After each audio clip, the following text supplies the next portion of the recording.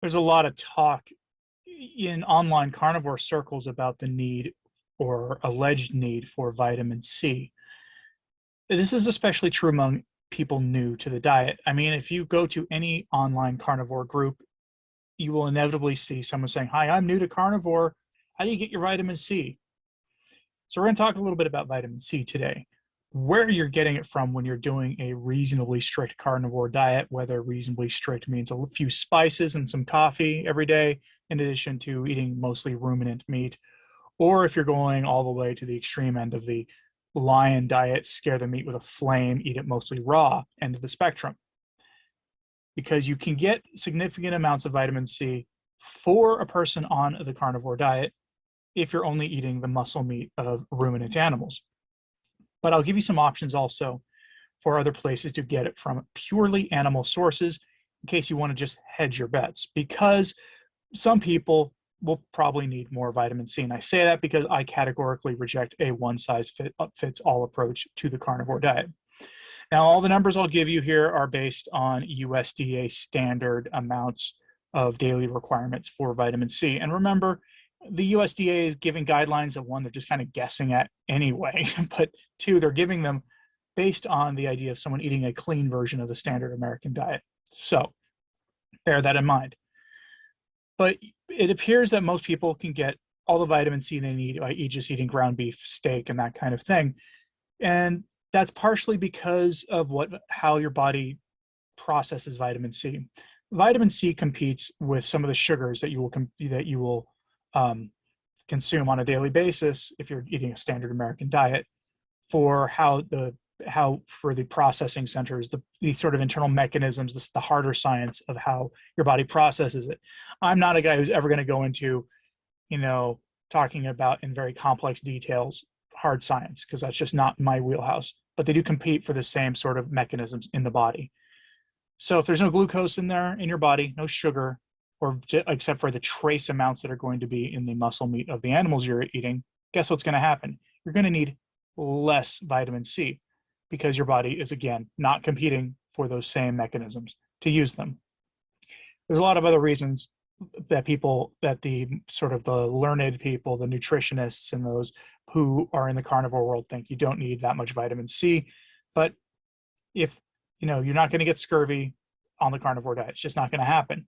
Why? Because you're eating clean meat in general. You're not eating processed stuff. You're not eating a lot of canned things. Although there are some canned foods that it's probably a good idea to have on the carnivore diet as a backup in case, winter storms and that kind of thing. That's a subject for another video. So while you can get your vitamin C in trace amounts from muscle meat of beef, and that might be enough for most people on a strict carnivore diet, if you're wanting more than just to hedge your bets, so you can make sure you're getting as close as you want or as you feel you need to those USDA guidelines, which is about 90 milligrams of vitamin C a day, according to the USDA for an adult.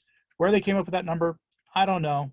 I've got some sources here for you, several of them. So let's begin with just how this is all measured.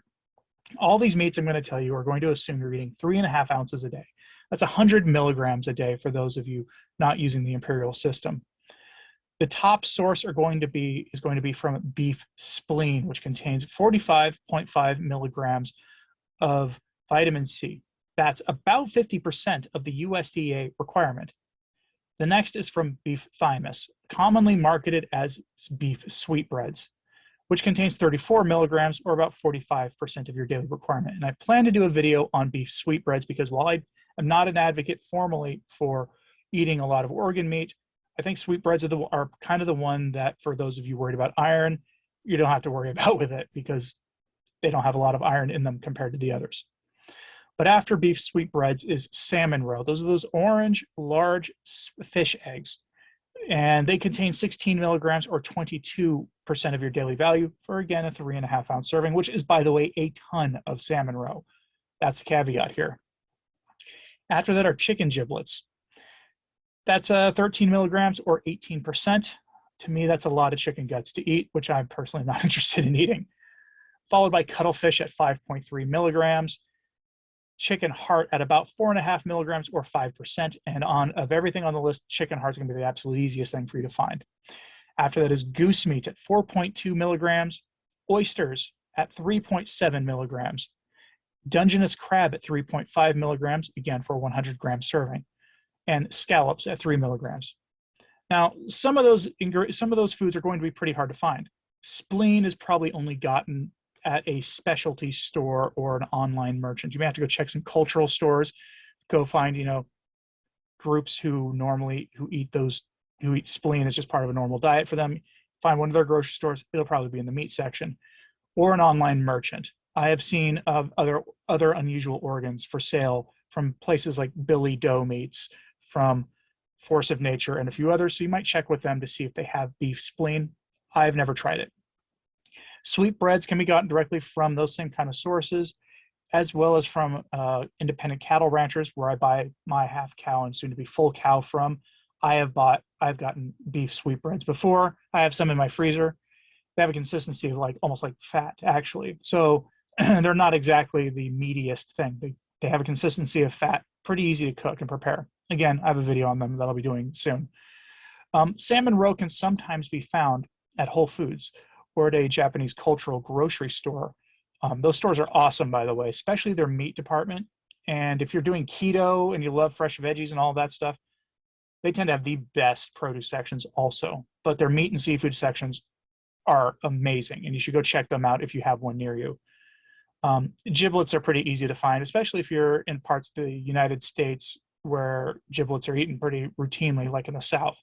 You can find them at the grocery store sometimes. I have never seen cuttlefish in a store before. I've seen it on the menu once at a Chinese restaurant. I wouldn't get it from one of those places because they're going to cover it in sauce and other things. Goose can often be found in the freezer section of pretty much any grocery store, since it's a holiday favorite for many. And oysters, crabs, and scallops they're easy to find anywhere. I mean, Walmart's got Dungeness crab in the freezer section. So those are your sources for vitamin C. Again, do you need a lot of vitamin C on the carnivore diet? I don't think so. But if you want vitamin C, that's where you get it from. Again, I'm not telling you to eat organs every single day. I did that for a little while. I stopped as an experiment, didn't really see that big of a difference. I periodically will have a small amount of organ meat, but it's pretty rare. I fully endorse the notion that most people on the carnivore diet will not need to eat organ meat at all. But some people have reported that they do better when they do, and I'll trust their judgment for themselves on that. So I hope this information that I provided today helps you make a better informed decision for yourself about whether or not you need extra vitamin C, and if you can, or where you can find it from. Again, I think your best bets here for easy to find things are going to be the oysters, the goose meat, chicken giblets if you want that kind of thing, and the sweetbreads are probably the easiest ones to find. Let me know in the comments what you thought about this. Like and subscribe if you haven't. It does help channels like this grow. And thanks for watching today.